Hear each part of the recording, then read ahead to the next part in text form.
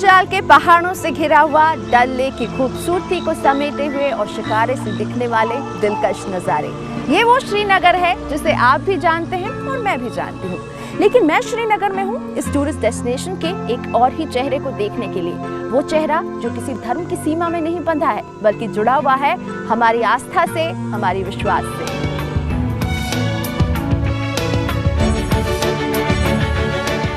खूबसूरत नज़ारों से भरे इस हॉलिडे डेस्टिनेशन में आतंकवाद का डर एक सच्चाई है, तो वहीं हर धर्म के पूजा स्थलों की मौजूदगी भी उतनी ही बड़ी सच्चाई है। मंदिर की घंटी और अजान की गूंज यहाँ आपको एक गली से सुनाई दे सकती है।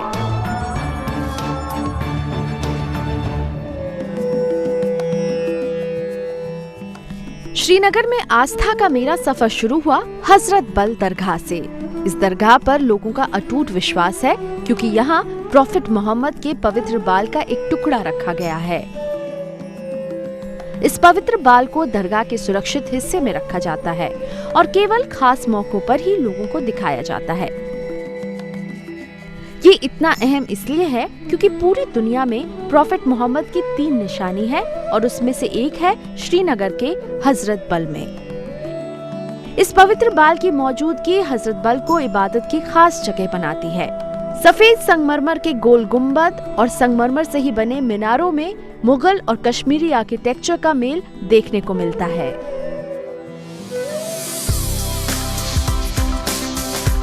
हजरत बल में इबादत के बाद बारी थी दुआ मांगने की, तो हम निकल पड़े श्रीनगर की सूफी दरगाहों की तरफ।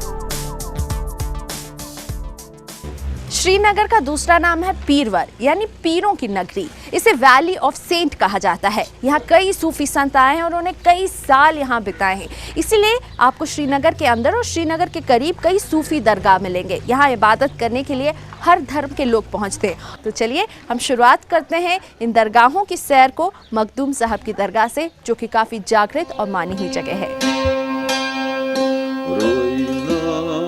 शेख हमजा मखदूम की दरगाह मारी पर्वत नाम के पहाड़ पर है और कहा जाता है कि ये पीर इसी पहाड़ पर रहते भी थे।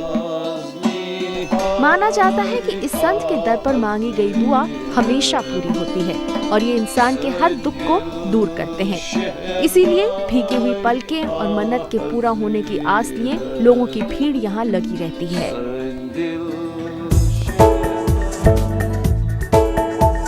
इस सूफी पंथ यानी सूफी विचारधारा को और अच्छे से पहचानने के लिए मैं निकल पड़ी श्रीनगर से तकरीबन 35 से 40 किलोमीटर आगे एक और जाने माने पीर से मिलने, चरारे शरीफ की तरफ।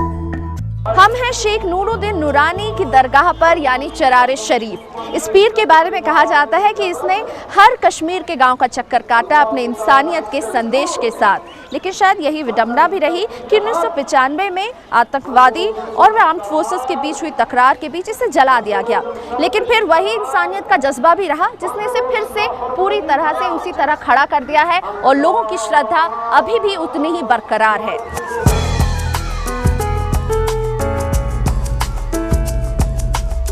शेख नूरुद्दीन नूरानी की दरगाह पर भी सजदे में झुके सिर और दुआ के लिए उठे हाथों की हर मन्नत पूरी होती है। इन्होंने इंसानियत को अपना धर्म माना और इस पैगाम को अपनी कविताओं में ढालकर लोगों का दिल जीत लिया। ये खुद फरमाते हैं हम एक ही माँ के एक ही बाप के बच्चे हैं, चाहे हिंदू है, सिख है, ईसाई है, डूगर है, मुसलमान है, जिस फिरके का है, हम सब एक ही माँ बाप के हैं और इंसान हैं। खानकाए मोहल्ला ये भी श्रीनगर की एक खास दरगाह है। हजरत मीर सईद हमदानी की इस दरगाह की दीवारों पर रंगीन चित्रकारी देखने को मिलेगी। दरअसल ये कश्मीर का पॉपुलर पेपर मैशे का काम है जिसे कश्मीर लाने का श्रेय इस संत को ही जाता है।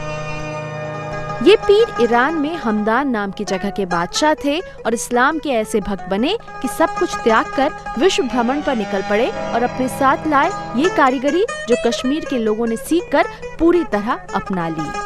किताबत है, खताती है, वुडन वर्क है, स्टोन वर्क है, ये सब इन्हीं का दिया हुआ है। इनको हम न सिर्फ ये कहते हैं शाह हमदान बानी इस्लामी कश्मीरी, बल्कि ये बानी है यहाँ के लोगों को इस्लाम के साथ साथ उन्होंने उनको हुनर भी दिया है।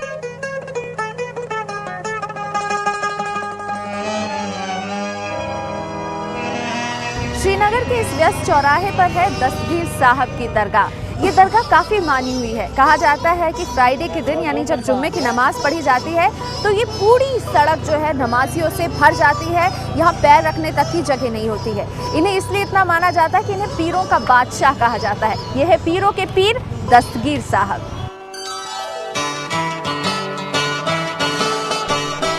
इस दरगाह में पीर के पवित्र बाल की निशानी रखी गई है। ये पीर कभी कश्मीर नहीं आए, लेकिन इनके फॉलोअर्स ने इनके संदेश को जगह जगह पहुंचाया। यहाँ पर 2 मिनट खड़े होते ही प्रेयर्स के साथ ध्यान से सुनने पर सिसकियों की आवाज आपके कानों तक पहुँचेगी। उन श्रद्धालुओं की सिसकियाँ जो यहाँ मन्नत मांगने आते हैं और पूरी होने पर खुशी के आंसू भी बहाते हैं।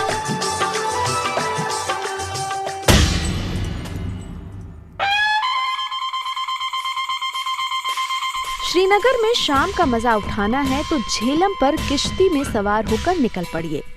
इस कश्ती की सवारी में मेरा सामना हुआ श्रीनगर के डाउनटाउन में गणपतियार मंदिर से। मंदिर के पंडित ने बताया कि सैकड़ों साल पहले इस गणपति मंदिर को मुस्लिम शासक ने तोड़कर दबा दिया था। अभी भी मंदिर में खंडित मूर्ति रखी गई है और जब राजा पुन्नू ने यहाँ राज किया तो उनके सपने में भगवान गणेश ने दर्शन देकर उन्हें वहाँ से निकालने को कहा और उसी जगह बना ये गणपतियार मंदिर। हर अच्छे काम की शुरुआत गणपति जी से होती है। उसी तरह कश्मीरी पंडितों की भी हर पूजा की शुरुआत, हर अच्छे काम की शुरुआत इस गणपतियार को ही याद करके होती है। इस गणपति जी की एक और खास बात है, इनकी सूंड दाईं तरफ मुड़ी हुई है और इस तरह के विनायक जिनकी सूंड दाईं तरफ मुड़ी हो बहुत कम है। एक मैं जिन्हें जानती हूँ वो है मुंबई के सिद्धि विनायक और दूसरे ये, इन्हें भी सिद्धि विनायक कहा जाता है, जो श्रीनगर की वादियों में बसे हुए हैं, गणपतियार जी।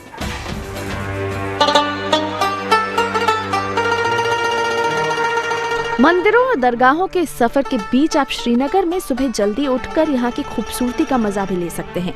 लोटस गार्डन के बीचों बीच श्रीनगर की फ्लोटिंग वेजिटेबल मार्केट का चक्कर जरूर लगाइएगा।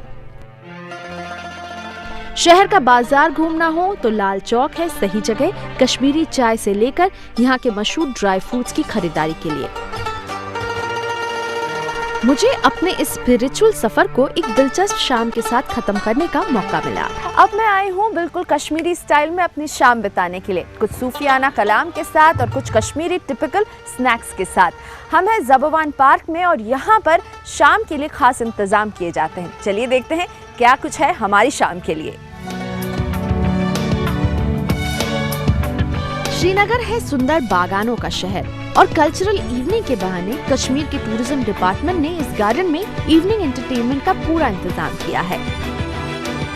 तो मैंने भी गर्मा गर्म नमकीन चाय यानी नून चाय की चुस्की ली, कुछ कश्मीरी पकौड़े यानी नदर मुंज खाए और शानदार सूफियाना कलाम के साथ अपनी शाम बिताई।